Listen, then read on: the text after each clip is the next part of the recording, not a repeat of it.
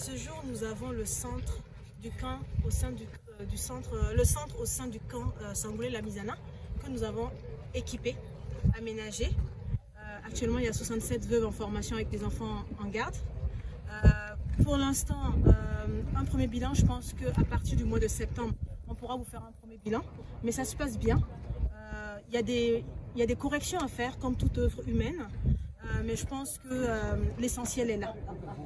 Il y a un autre centre en cours à Bobo, qui sera opérationnel à partir du mois de septembre, offert par la LONAB, c'est le centre de Bobo.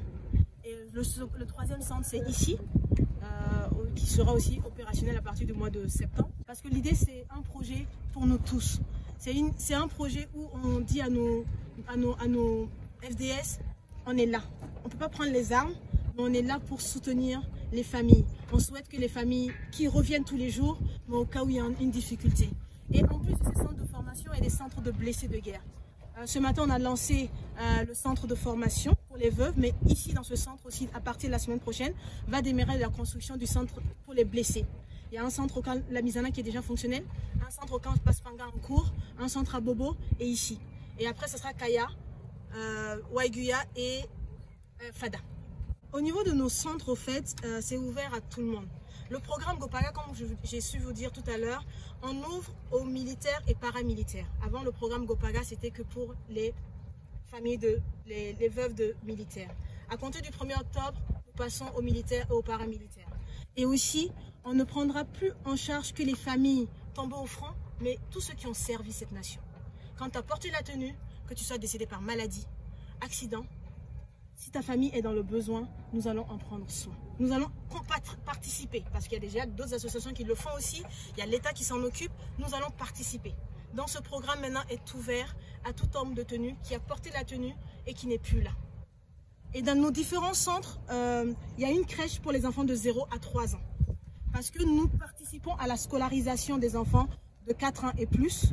Et nous prenons aussi certains intégralement en charge. Par exemple, cette année, il y a eu environ 300 enfants. 30 présentés au CEP, dont 24 ont eu le CEP. 9 présentés au BPC, 7 ont eu le BPC. 4 présentés au bac, 3 ont eu le bac. Ces enfants-là, certains ont été parrainés, d'autres, c'est une contribution. Donc voilà. Donc, et comment nous choisissons les familles? Nous travaillons en collaboration avec les différents corps. Là, on a une veuve de policier qui est embauchée en CDD à partir du 1er octobre, 1er août dans nos bureaux, une veuve de militaire et une veuve de gendarme. L'idée du projet, c'est qu'ensemble, on puisse, par la suite, qu'elle puisse mener ce programme. Et il n'y a pas de conditions. Les conditions, c'est quoi? Les conditions aujourd'hui, vu que c'est ouvert, il suffit que la hiérarchie, le point focal de la gendarmerie ou des militaires ou de la police nous annonce qu'il y a une famille qui est dans le besoin. La point focal de chaque corps prend le relais. Nous prenons pas forcément le mariage, nous prenons, même certains ont 2, 3, 4 femmes, il n'y a pas de souci, tant qu'il y a un enfant. Nous, chez nous, il faut qu'il y ait un enfant. C'est l'enfant qui est notre base.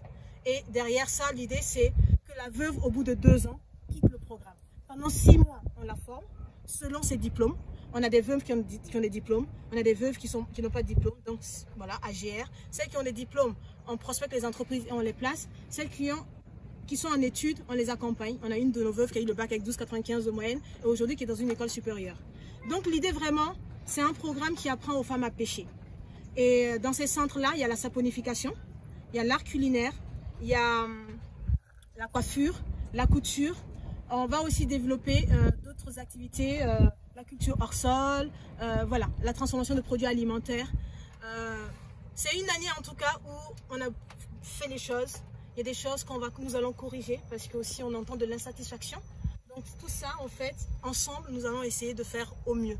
À la rentrée prochaine, les enfants seront scolarisés.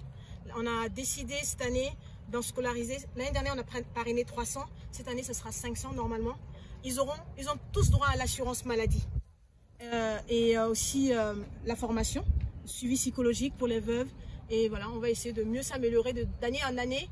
N'hésitez pas, s'il y a des choses qu'il faut améliorer, à nous tenir au courant parce que c'est ensemble qu'on va arriver dans ce pays. C'est ensemble que nous allons faire les choses. Et Gopaga, ce n'est pas qu'une seule personne. Peut-être que je l'ai pensé.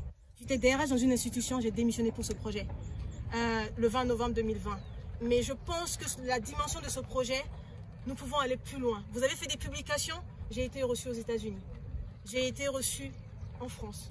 J'ai été reçu par le local. 95% du programme est financé par des Burkinabés d'ici et de la diaspora.